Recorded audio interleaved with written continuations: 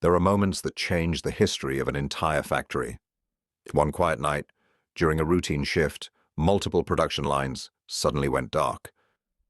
Every PLC dropping into stop mode at the exact same second.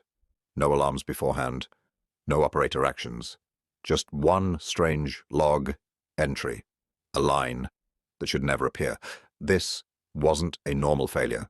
The plant was modern, well protected, and designed for high availability. But what happened that night was unprecedented.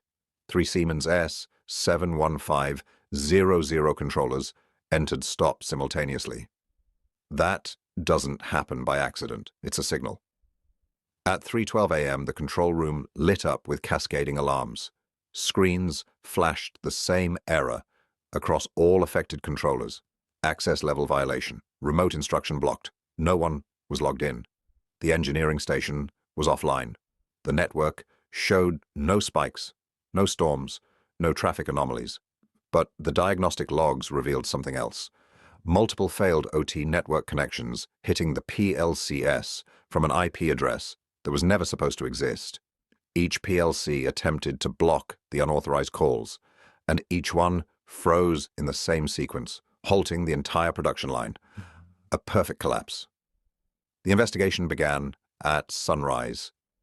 Automation engineers downloaded the controller diagnostics and immediately noticed a pattern, a chain of repeated RDREC function calls triggered across all 3 PLCs at matching timestamps.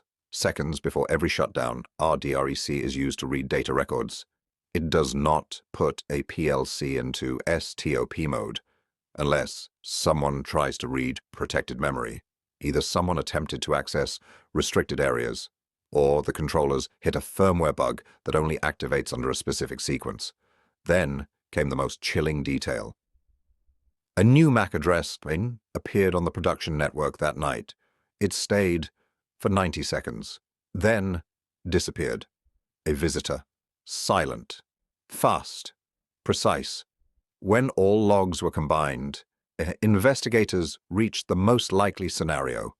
An unauthorized device briefly gained access to a maintenance segment of the OT network. Not a full compromise, not malware. Just a probe, a test to see how deep the intruder could go.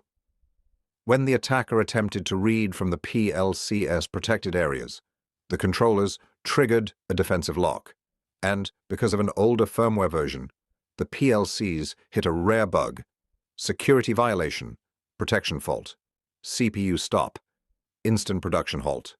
And just as quickly as it appeared, the rogue device was gone. Officially, the incident was classified as unauthorized network access attempt, root cause undetermined. But inside the factory, the truth was clear. This wasn't random. This wasn't a glitch. This was a warning and a reminder that a single command, delivered at the right moment, can bring an entire industrial operation to its knees. If you want more stories from the world of cyber history, industrial mysteries, and true crime-level incidents in automation, make sure to subscribe.